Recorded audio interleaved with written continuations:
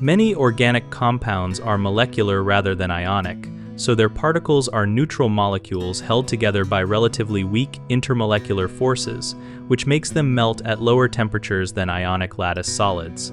Organic molecules are like little neutral Lego pieces that stick together with gentle forces such as van der Waals attractions and hydrogen bonds instead of strong ionic glue.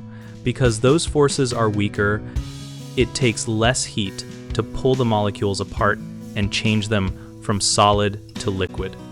Many organic compounds also have shapes that prevent tight packing into rigid crystals, and some are asymmetric or chain-like, which creates gaps and lowers the energy needed to melt.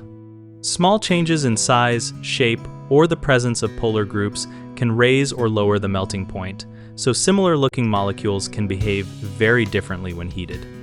Historically, when chemists prepared many organic substances, they often ended up with low-melting solids or liquids because the common bonding patterns in organic chemistry favor neutral molecular species and weaker intermolecular interactions.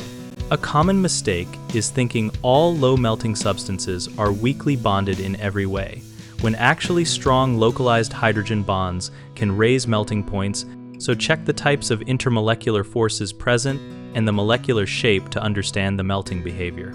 Another misconception is assuming size alone determines melting point. Long, flexible chains can actually pack poorly and lower melting points, so consider both molecular mass and structural rigidity. Finally, students sometimes compare organic melting points directly to ionic salts, without remembering that ionic crystals benefit from strong electrostatic networks, so always compare like with like, and note whether a compound is molecular or ionic. For more videos and resources that explain why organic molecules often have low melting points, visit www.gumbalddegree.com.